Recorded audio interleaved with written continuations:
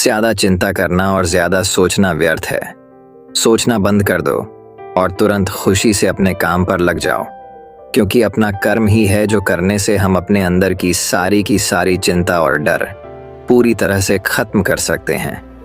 ऐसी सीख गौतम बुद्ध ने कई सालों पहले उस वक्त की पीढ़ी को क्यों दी थी? इसके पीछे का रहस्य क्या है? आज इसी रहस्य के बारे में हम गौतम बुद्ध की कहानियों के माध्यम से जानेंगे। तो बिना देर किए चलिए उन कहानियों की शुरुआत करते हैं। पहली कहानी, मन के सब डर काल्पनिक है।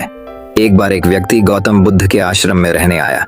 आश्रम की शांति में 2 दिन बीत जाने के बाद वह बुद्ध के पास जाता है और कहता है, बुद्ध, मेरे मन में कुछ प्रश्न उठ रहे हैं, मैं उनका उत्तर जानने के लिए यहाँ आया हूँ। बुद्ध ने कहा, पूछो, आपका प्रश्न क्या है? उस आदमी ने कहा, बुद्ध, मैं अपने जीवन से बिल्कुल भी खुश नहीं हूँ। दुखों और परेशानियों के पहाड़ ने मेरे जीवन को नर्क बना दिया है। मेरे जीवन में कुछ भी ठीक नहीं चल रहा है। मैं जानना चाहता हूँ कि मेरे साथ ये सब क्यों हो रहा है। मैं इतना बदकिस्मत क्यों हूँ? बुद्ध ने कहा, सबसे पहले तुम मुझे बताओ कि इसका कारण क्या है। आपके दुहक के लिए वे कौन सी बातें हैं जिनके कारण आप इतने परेशान और चिंतित हो गए? बुद्ध के प्रश्न पर कुछ देर सोचने के बाद उस व्यक्ति ने कहा, यह कैसा प्रश्न है? मैंने आपसे एक प्रश्न पूछा और आप उत्तर देने के बजाय पूछ रहे हैं। बुद्ध उस व्यक्ति की बात सुनकर मुस्कुराए।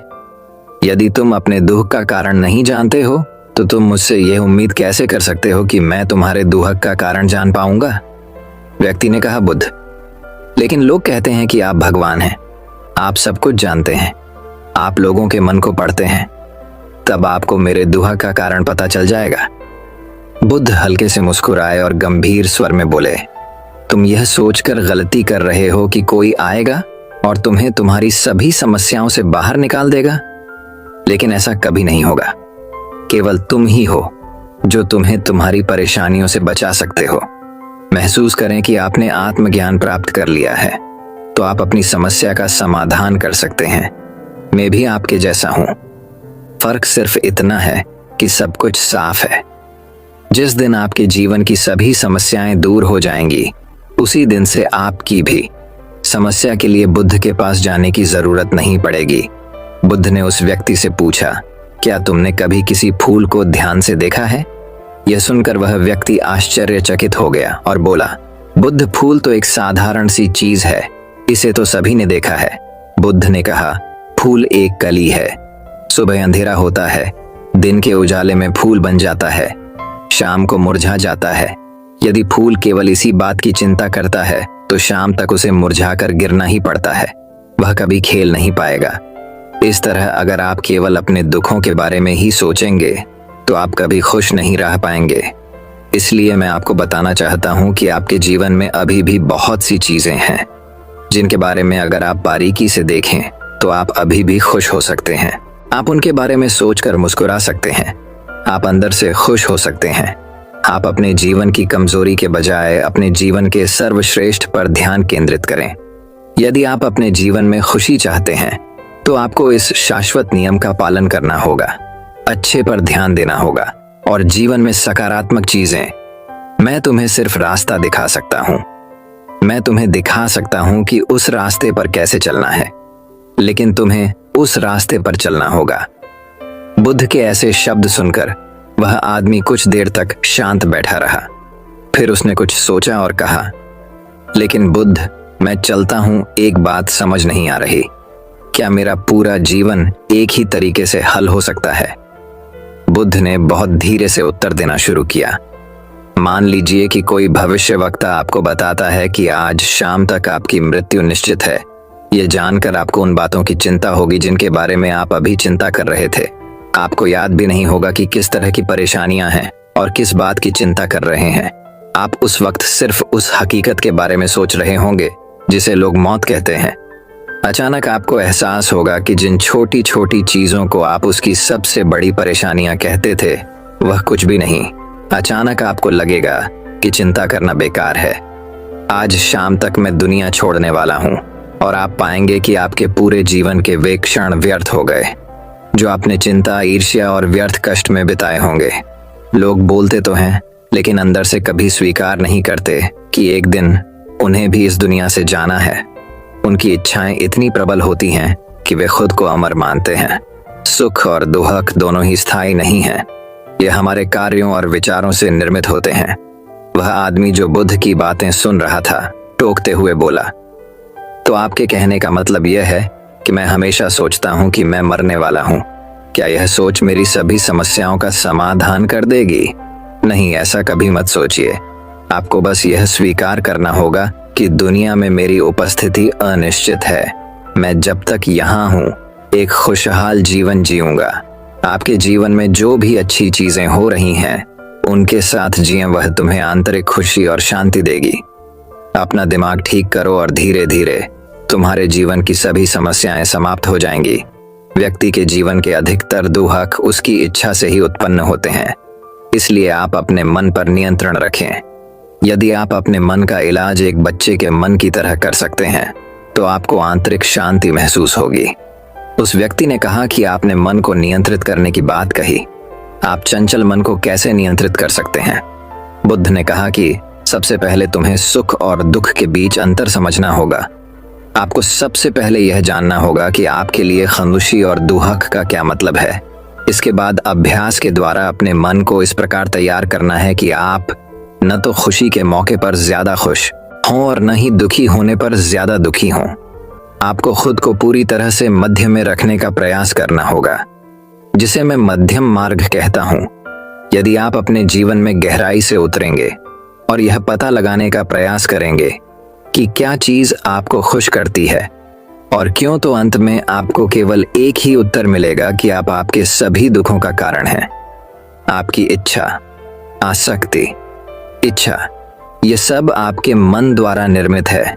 इसलिए यदि आप अपने मन पर नियंत्रण कर लेंगे तो आपके सभी दुख समाप्त हो जाएंगे। गौतम बुद्ध ने उस व्यक्ति से कहा कि यदि आप एक और छोटा सा काम करेंगे तो आप देखेंगे कि आपके जीवन के सभी दुख हमेशा के लिए समाप्त हो जाएंगे। बुद्ध के मुख से ऐसे वचन सुनकर वह व्यक्ति उत्तेजित हो गया और बोला, मुझे उसके लिए क्या करना होगा? बुद्ध के मुख से ऐसे शब्द सुनकर वह व्यक्ति उत्तेजित हो गया और बोला, मुझे उसके लिए क्या करना होगा?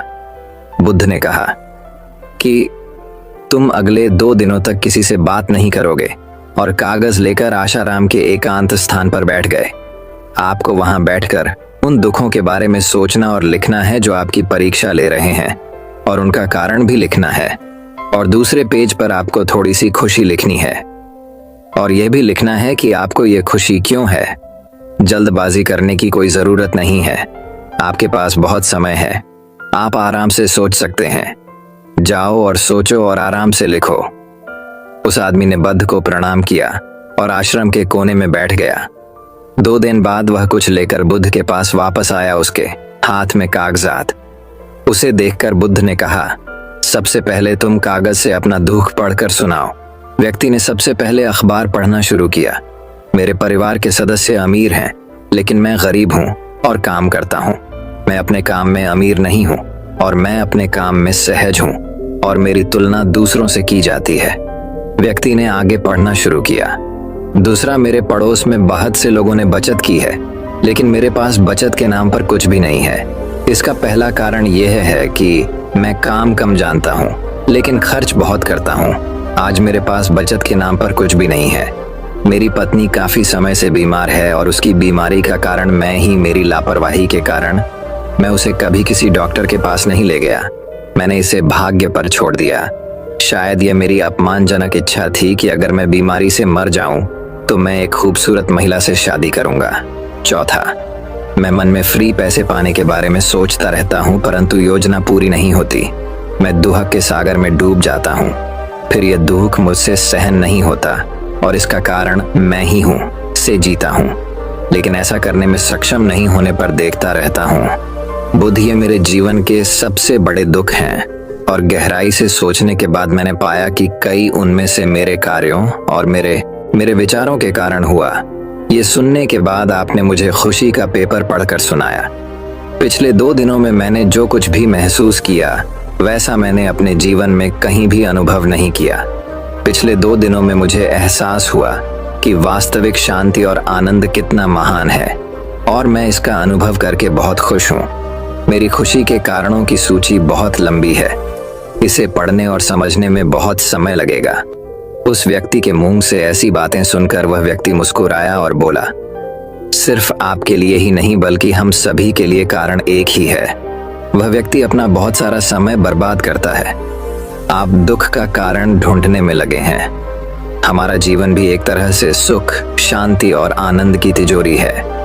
बुद्ध ने उस व्यक्ति से कहा कि खुशी के सभी कारणों को साझा करने की जरूरत नहीं है, तुम उनमें से कुछ का पाठ कर सकते हो। वह व्यक्ति बड़ी मुस्कुराहट के साथ पढ़ने लगा। पहली खुशी, क्योंकि मैं जीवित हूं और दुनिया में रह रहा हूं और मैं स्वस्थ हूं। मेरे माता पिता, एक पत्नी और 2 बच्चे हैं। ऐसे ही मेरे पिता के पास कई अनमोल खजाने हैं, जैसे मेरे माता पिता का प्यार, मेरी पत्नी का प्यार, मेरे बच्चों का प्यार और एक पिता की खुशी। दूसरा कारण यह है कि मैं कड़ी मेहनत कर सकता हूँ। मैं कोई भी काम कर सकता हूँ।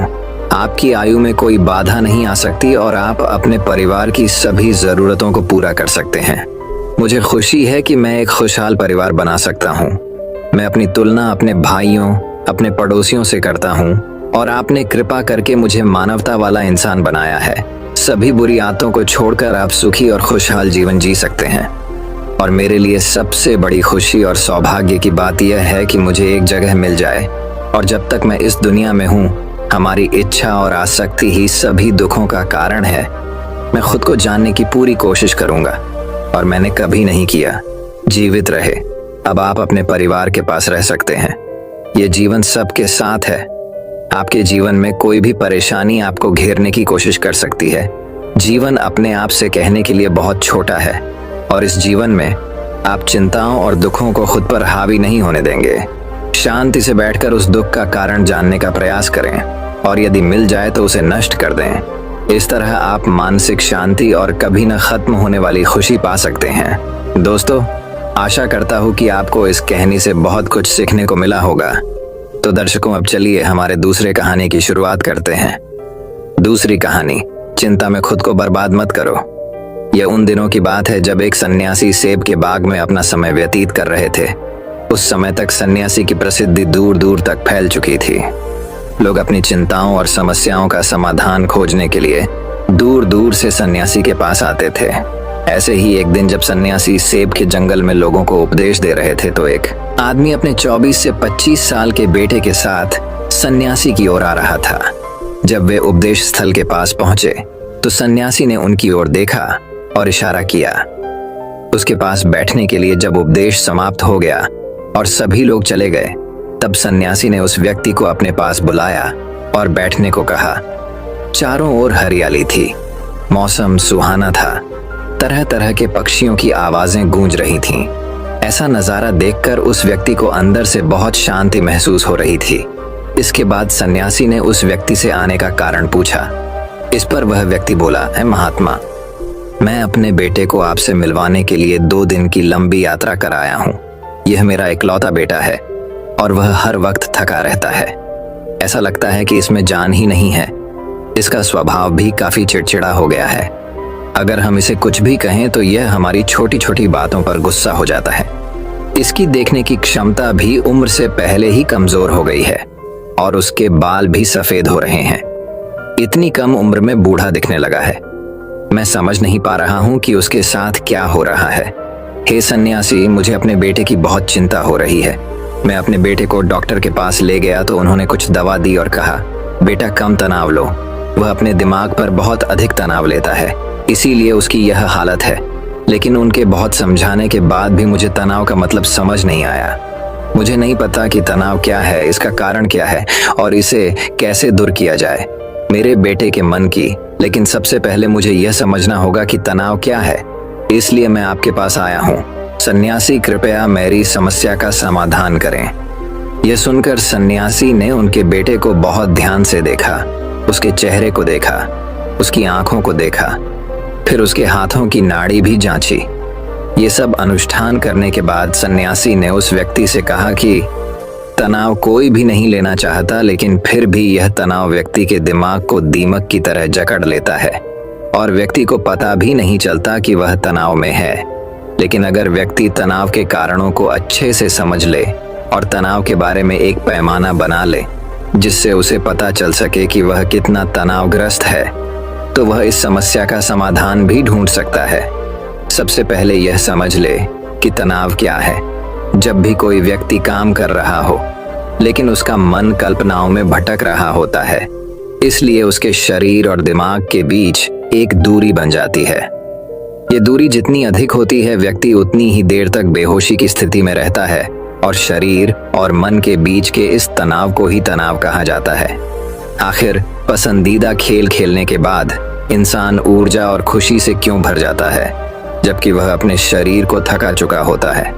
लेकिन समझने वाली बात यह है कि खेलते समय दिमाग और शरीर पूरी तरह से एक साथ खेल में केंद्रित होते हैं, जिससे शरीर और मन के बीच दूरी नहीं रहती और तनाव नहीं आता, और मन में कोई तनाव हो तो दूर हो जाता है। लेकिन इसके विपरीत जब हम कुछ ऐसा करते हैं जो हमें पसंद नहीं है, तो हमारा शरीर वह काम तो कर रहा है, लेकिन हमारा मन कहीं दूर कल्पनाओं में भटक रहा है, जिससे शरीर और दिमाग के बीच दूरी पैदा हो जाती है और तनाव पैदा हो जाता है। इसलिए ऐसा करना चाहिए, एक समय में केवल एक ही काम करना चाहिए और अपने शरीर और दिमाग की सारी शक्ति उसी एक काम में लगानी चाहिए, ताकि व्यक्ति के अंदर तनाव पैदा न हो। सबसे प्रमुख कारणों में से पहला है अति महत्वाकांक्षी होना। महत्वाकांक्षी होना अच्छी बात है, लेकिन क्या आपने कभी गौर किया है कि उस आदमी का एक लक्ष्य कभी पूरा नहीं होता? उसका एक लक्ष्य पूरा नहीं होता कि वह दूसरे की ओर भागने लगता है। अगर दूसरा पूरा हो जाता है तो फिर तीसरे को, और इस प्रकार वह गोल गोल घूमता रहता है अपने जीवन में अपने लक्ष्य को प्राप्त करने के लिए। इसीलिए जो व्यक्ति अधिक महत्वाकांक्षी होता है, जो बड़े लक्ष्य निर्धारित करता है, वह कभी भी वर्तमान में नहीं रह सकता। उसका दिमाग हमेशा भविष्य की योजना बनाने में व्यस्त रहता है। उसका शरीर वर्तमान में रहता है, लेकिन उसका दिमाग भविष्य में रहता है, जिससे इंसान के शरीर के बीच दूरियां पैदा हो जाती हैं और वह तनावपूर्ण जीवन जीने लगता है। सन्यासी के मुख से यह बात सुनकर लड़के ने सन्यासी से कहा कि इसका मतलब है कि हमें लक्ष्य नहीं बनाना चाहिए, क्योंकि लक्ष्य निर्धारित करना भी महत्वाकांक्षा है। इसी बहाने सन्यासी ने कहा कि जीवन में लक्ष्य रखना कोई गलत बात नहीं है, लेकिन समस्या तब उत्पन्न होती है जब हम अपना सारा ध्यान उस लक्ष्य को प्राप्त करने के परिणाम पर केंद्रित कर देते हैं। व्यक्ति को वर्तमान में जीना चाहिए। एक लक्ष्य निर्धारित करें और उस लक्ष्य को प्राप्त करने के लिए कड़ी मेहनत करते रहें, लेकिन साथ ही आपको यह भी ज्ञान होना चाहिए कि आप अभी भी वर्तमान में जी रहे हैं और वर्तमान सत्य है। सन्यासी ने आगे कहा कि ईर्ष्या तनाव का एक और बड़ा कारण है। जब कोई व्यक्ति ईर्ष्या और ईर्ष्या से भर जाता है तो उसका मन अंदर ही अंदर सड़ने लगता है। ईर्ष्या एक आंतरिक घाव है, यानी मन का घाव। इंसान के शरीर का घाव तो ठीक हो सकता है, लेकिन मन का घाव कभी नहीं भर सकता। इसलिए कभी भी दूसरों की उन्नति और खुशी से ईर्ष्या नहीं करनी चाहिए। ईर्ष्या तनाव का कारण बनती है। इसके बाद सन्यासी ने तनाव का अगला कारण बताया और कहा कि अरुचिकर काम भी मन में तनाव पैदा करता है। जो काम हमें करना पसंद नहीं है, उस काम में हमारा मन नहीं लग पाएगा। हमारा शरीर वहीं बैठ जाएगा, लेकिन हमारा मन कल्पना की उड़ान भरता है, जिससे शरीर और मन के बीच दूरी पैदा हो जाती है और व्यक्ति तनावग्रस्त हो जाता है। इसलिए व्यक्ति को हमेशा अपनी रुचि के अनुसार ही कार्य करना चाहिए। यदि व्यक्ति ने यह तय कर लिया है कि उसे कौन सा काम करना है और वह उस काम को अपने जीवन का लक्ष्य बना लेता है, तब वह काम उसके लिए काम नहीं बल्कि खेल बन जाता है। लेकिन दोस्तों, अपने जुनून को फॉलो करो। यह कहना कितना आसान है, अपना सच्चा जुनून ढूंढना कितना मुश्किल है, क्योंकि आजकल ज्यादातर युवा सेलिब्रिटीज और सोशल मीडिया से प्रभावित हैं। वे किसी भी काम को अपना जुनून मानते हैं और फिर कुछ दिनों तक कोशिश करने के बाद उसे बीच में ही छोड़ देते हैं, क्योंकि यह उनका जुनून नहीं था, और इस तरह वे अपना कीमती समय और ऊर्जा बर्बाद करते हैं। तनाव का चौथा कारण है दूसरों से अपेक्षा करना। सन्यासी ने उस व्यक्ति की ओर इशारा करते हुए कहा, एक पिता के रूप में तुम्हें अपने बेटे से बहुत सारी उम्मीदें होंगी कि आपका बेटा बहुत सफल इंसान बने, आपका नाम रोशन करे और जैसा जीवन चाहे वैसा जिए, आपकी हर बात माने। लेकिन क्या आज तक किसी की भी उम्मीदें पूरी हुई हैं? जब भी कोई व्यक्ति दूसरे से कुछ अपेक्षा करने लगता है तो वह अनजाने में तनाव पैदा करना शुरू कर देता है। खुद के लिए जरा सोचिए, अगर आपका बेटा आपके मुताबिक काम नहीं कर रहा है और वह वैसा नहीं बन रहा है जैसा आप उसे बनाना चाहते हैं, तो निश्चित तौर पर तनाव आपके दिमाग पर हावी हो जाएगा। आप तनावपूर्ण जीवन जीने लगेंगे और इस तनाव में आप इस तरह व्यवहार और बातचीत करेंगे कि आपके अपने बेटे के साथ संबंध बद से बदतर होते चले जाएंगे। इसलिए व्यक्ति को दूसरों से अपनी क्षमता से कम उम्मीदें रखनी चाहिए। और अगर आप पूरी तरह से तनाव मुक्त रहना चाहते हैं तो दूसरों से उम्मीद करना बंद कर दें। इसके बाद सन्यासी ने कहा कि शारीरिक कष्ट भी मनुष्य के तनाव का एक कारण है। जब कोई व्यक्ति किसी शारीरिक दर्द से गुजर रहा होता है तो उसका पूरा ध्यान उस दर्द पर होता है और वह सारा दिन बस अपने दर्द के बारे में ही सोचता रहता है, जिससे उसका मन दुखद विचारों से भर जाता है और ऐसे में व्यक्ति तनावग्रस्त रहने लगता है। यह सब सुनकर वह व्यक्ति बोला कि हे सन्यासी, शारीरिक कष्ट किसी भी व्यक्ति को हो सकता है, तो क्या वह व्यक्ति जीवन भर तनाव में रहेगा? इसका उत्तर देते हुए सन्यासी ने कहा कि मनुष्य को यह समझना चाहिए कि हमारा जीवन दुख का आधार है। जैसे जैसे हमारा जीवन चलता है, बीमारियां आती हैं और फिर अंत में मृत्यु आती है। इसलिए बीमारियां मानव जीवन का अभिन्न अंग हैं। इससे कोई नहीं बच सकता। यह बस किसी के जीवन में समय से पहले आता है और किसी के बाद आता है, लेकिन सबके पास आता है। जब मानव मस्तिष्क इस बात को अच्छी तरह से समझ जाएगा तो तब उसे अपनी बीमारी के बारे में सोचकर ज्यादा तनाव नहीं लेना चाहिए, क्योंकि यह हमारे जीवन का अभिन्न अंग है और इसके लिए शारीरिक व्यायाम का अभ्यास करते रहना चाहिए और स्वस्थ जीवन शैली को भी अपने जीवन में जगह देनी चाहिए, जिससे उनका शरीर लंबे समय तक स्वस्थ रहकर ठीक से काम कर सके। तनाव का अगला कारण है अपनी योजनाओं को समझने के लिए समय न देना। कुछ लोगों के मन में यह विचार घर कर जाता है कि वे बिना सोचे समझे उस पर काम शुरू कर देते हैं और जब उन्हें उस काम में असफलता मिलती है तो वे तनाव से भर जाते हैं, क्योंकि उन्होंने उस काम को शुरू करने से पहले उस काम के बारे में पूरी जानकारी इकट्ठा नहीं की थी। किसी भी कार्य को शुरू करने से पहले व्यक्ति को उसके अच्छे और बुरे परिणाम के बारे में ठीक से विचार कर लेना चाहिए। व्यक्ति को यह भी अच्छे से सोचना चाहिए कि यदि यह योजना सफल नहीं हुई तो इसके बाद मैं क्या करूंगा। इसलिए व्यक्ति को अपनी योजनाओं को समझने के लिए पूरा समय देना चाहिए, ताकि बाद में वही योजना तनाव पैदा न कर दे। तनाव का 7वां सबसे बड़ा कारण टाल मटोल है। आज का काम कल पर डाल देना। आपने यह कहावत तो सुनी ही होगी कि आलस्य मनुष्य का सबसे बड़ा दुश्मन है। मनुष्य अपने आलस्य के कारण आज के काम को कल पर टाल देता है और फिर टालना उसकी आदत बन जाती है। टाल मटोल करने वाले का काम कभी भी समय पर पूरा नहीं होता है और अगर किसी कारण से हो भी जाता है तो उतना अच्छा नहीं होता जितना हो सकता था, और फिर यह बात इंसान के अंदर तनाव पैदा करती है। लेकिन आखिरी समय पर टालना या ना करना एक आदत है, इसलिए न चाहते हुए भी व्यक्ति बार बार इस आदत का शिकार हो जाता है और फिर काम को टालता रहता है। और फिर जब काम की समय सीमा नजदीक आ जाती है तो वह उस काम को पूरा करने की कोशिश करता है। इसलिए तनाव मुक्त रहने के लिए व्यक्ति को काम को टालने की आदत को छोड़ना होगा, और यह तभी संभव है जब लोग काम को समय से पहले पूरा करने का प्रयास करेंगे। तनाव का आखिरी और सबसे बड़ा कारण है ज्यादा सोचना। लगातार सोचना भी एक बीमारी है और यह उन लोगों में सबसे ज्यादा पाई जाती है जो कल्पनाएं करते हैं, जो अतीत की घटनाओं के बारे में सोचते रहते हैं और जो भविष्य के बारे में बेतहाशा अटकलें लगाते हैं। इसलिए व्यक्ति को ज्यादा सोचने की आदत पर अंकुश लगाना चाहिए। उसे जितना हो सके खुद को काम में व्यस्त रखने की कोशिश करनी चाहिए और प्रतिदिन ध्यान के अभ्यास को अपने जीवन का हिस्सा बनाएं।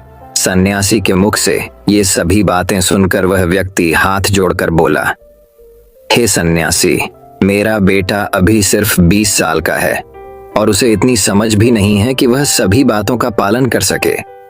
कृपया तनाव दूर करने का कोई आसान तरीका बताएं ताकि मेरा बेटा भी उसे अपना सके और तनाव मुक्त रह सके। उस व्यक्ति की यह विनती सुनकर सन्यासी ने कुछ सोचते हुए उत्तर दिया, यदि आप इतनी सारी बातों का पालन नहीं कर सकते तो इसके लिए एक बहुत ही आसान तरीका है। आप एक समय में एक ही काम करने पर ध्यान केंद्रित करते हैं। आप उस समय जो कर रहे हैं बस उसी पर ध्यान केंद्रित करें, और यदि आपका मन भटकता है तो जैसे ही आपको याद आए अपना ध्यान उस काम पर लौटा दें। तनाव मुक्त रहने का यह सबसे आसान और अच्छा तरीका है। जब आप खाएं तो केवल खाएं, उसके स्वाद का आनंद लें, उसे महसूस करें। जब आप चलें तो अपना ध्यान केवल चलने पर केंद्रित करें। इससे आपका दिमाग और शरीर दोनों एक ही जगह पर केंद्रित रहेंगे, दोनों के बीच कोई दूरी नहीं रहेगी, जो तनाव का मुख्य कारण है। दोस्तों, आज की युवा पीढ़ी एक ही समय में 2 या 3 काम करने की आदी हो गई है, जैसे फोन पर बात करते हुए गाड़ी चलाना, खाना खाते समय टीवी देखना या फोन का इस्तेमाल करना। और फिर उनकी शिकायत रहती है कि मैं तनाव में रहता हूँ, मेरा मन बेचैन रहता है, मैं चिड़चिड़ा हो गया हूँ। जब कोई व्यक्ति एक समय में 3 काम करता है तो यह स्वाभाविक है, तनाव उत्पन्न होना, क्योंकि दिमाग एक समय में एक ही काम पूरे ध्यान से कर सकता है, कभी भी एक ही समय में 2 चीजों पर पूरा ध्यान केंद्रित नहीं कर पाता। इसलिए जहां तक हो सके एक समय में एक ही काम को पूरे ध्यान से करने की कोशिश करें। दोस्तों, मुझे उम्मीद है कि आपको इस कहानी से बहुत कुछ सीखने को मिला होगा। तो दर्शकों, अब चलिए हमारे तीसरी कहानी की शुरुआत करते हैं। तीसरी कहानी। दोस्तों, एक बार की बात है, राजा चंद्रसेन के राज्य में एक कंजूस सेठ रहता था। उसके पास धन की कोई कमी न थी, पर एक पैसा भी जेब से निकालते समय उसकी नानी मर जाती थी। एक बार उसके कुछ मित्रों ने हंसी हंसी में एक कलाकार से अपना चित्र बनवाने के लिए उसे राजी कर लिया। उसके सामने वह मान तो गया, पर जब चित्रकार उसका चित्र बनाकर लाया तो सेठ की हिम्मत न पड़ी कि चित्र के मूल्य के रूप में चित्रकार को 100 स्वर्ण मुद्राएं दे दें। वह सेठ भी एक तरह का कलाकार ही था। चित्रकार को आया देखकर सेठ अंदर गया और कुछ ही क्षणों में अपना चेहरा बदलकर बाहर आया। उसने चित्रकार से कहा, तुम्हारा चित्र जरा भी ठीक नहीं बन पड़ा, तुम ही बताओ, क्या यह चेहरा मेरे चेहरे से जरा भी मिलता है? चित्रकार ने देखा, सचमुच चित्र सेठ के चेहरे से जरा भी नहीं मिलता था। तभी सेठ बोला, जब तुम ऐसा चित्र बनाकर लाओगे जो ठीक मेरी शक्ल से मिलेगा तभी मैं उसे खरीदूंगा। दूसरे दिन चित्रकार एक और चित्र बनाकर लाया जो हूबहू सेठ के उस चेहरे से मिलता था जो सेठ ने पहले दिन बना रखा था। इस बार फिर सेठ ने अपना चेहरा बदल लिया और चित्रकार के चित्र में कमी निकालने लगा। चित्रकार बड़ा लज्जित हुआ। उसकी समझ में नहीं आ रहा था कि इस तरह की गलती उसके चित्र में क्यों होती है। अगले दिन वह फिर एक नया चित्र बनाकर ले गया, पर उसके साथ फिर वही हुआ। अब तक उसकी समझ में सेठ की चाल आ चुकी थी। वह जानता था कि यह मक्खीचूस सेठ असल में पैसे नहीं देना चाहता, पर चित्रकार अपनी कई दिनों की मेहनत भी बेकार नहीं जाने देना चाहता था। बहुत सोच विचार कर चित्रकार माधव के पास पहुंचा और अपनी समस्या उनसे कह सुनाई। कुछ समय सोचने के बाद माधव ने कहा, कल तुम उसके पास एक शीशा लेकर जाओ और कहो कि आपकी बिल्कुल असली तस्वीर लेकर आया हूं। अच्छी तरह मिलाकर देख लीजिए, कहीं कोई अंतर आपको नहीं मिलेगा। बस फिर अपना काम हुआ ही समझो। अगले दिन चित्रकार ने ऐसा ही किया। वह शीशा लेकर सेठ के यहाँ पहुंचा और उसके सामने रख दिया। लीजिए सेठ जी, आपका बिल्कुल सही चित्र, गलती की इसमें जरा भी गुंजाइश नहीं है। चित्रकार ने अपनी मुस्कुराहट पर काबू पाते हुए कहा, लेकिन यह तो शीशा है। सेठ ने झुंझलाते हुए कहा, आपकी असली सूरत शीशे के अलावा बना भी कौन सकता है? जल्दी से मेरे चित्रों का मूल्य 1000 स्वर्ण मुद्राएं निकालिए। चित्रकार बोला। सेठ समझ गया कि यह सब माधव की सूझबूझ का परिणाम है। उसने तुरंत 1000 स्वर्ण मुद्राएं चित्रकार को दे दी। दोस्तों, इस कहानी से हमें यह सीख मिलती है कि हमें लोगों को मूर्ख नहीं समझना चाहिए और उन्हें मूर्ख बनाने का प्रयास नहीं करना चाहिए, क्योंकि जब हम दूसरों को मूर्ख बनाने का प्रयास करते हैं तब असल में हम ही अपने बुने हुए जाले में फंस जाते हैं। लेकिन कभी कभी जहां अपनी अच्छाई ही हो उस जगह हमें झूठ जरूर बोलना चाहिए। तो दर्शकों, अब चलिए हमारे चौथे कहानी की शुरुआत करते हैं। चौथी कहानी। वही अब एक और कहानी की शुरुआत कुछ इस प्रकार होती है। एक गांव में एक दिन कुश्ती स्पर्धा का आयोजन किया गया। हर साल की तरह इस साल भी दूर दूर से बड़े बड़े पहलवान आए। उन पहलवानों में एक पहलवान ऐसा भी था जिसे हराना सबके बस की बात नहीं थी। जाने माने पहलवान भी उसके सामने ज्यादा देर टिक नहीं पाते थे। स्पर्धा शुरू होने से पहले मुखिया जी आए और बोले, भाइयों, इस वर्ष के विजेता को हम 3 लाख रुपये इनाम में देंगे। इनामी राशि बड़ी थी। पहलवान और भी जोश में भर गए और मुकाबले के लिए तैयार हो गए। कुश्ती स्पर्धा आरंभ हुई और वही पहलवान सभी को बारी बारी से चित्त करता रहा। जब हट्टे कट्टे पहलवान भी उसके सामने टिक ना पाए तो उसका आत्मविश्वास और भी बढ़ गया और उसने वहां मौजूद दर्शकों को भी चुनौती दे डाली। वो बोला, है कोई माई का लाल जो मेरे सामने खड़े होने की भी हिम्मत करे? वही खड़ा एक दुबला पतला व्यक्ति यह कुश्ती देख रहा था। पहलवान की चुनौती सुन उसने मैदान में उतरने का निर्णय लिया और पहलवान के सामने जाकर खड़ा हो गया। यह देख वह पहलवान उस पर हंसने लग गया और उसके पास जाकर कहा, तू मुझसे लड़ेगा? होश में तो है ना? तब उस दुबले पतले व्यक्ति ने चतुराई से काम लिया और उस पहलवान के कान में कहा, अरे पहलवान जी, मैं कहाँ आपके सामने टिक पाऊंगा। आप ये कुश्ती हार जाओ।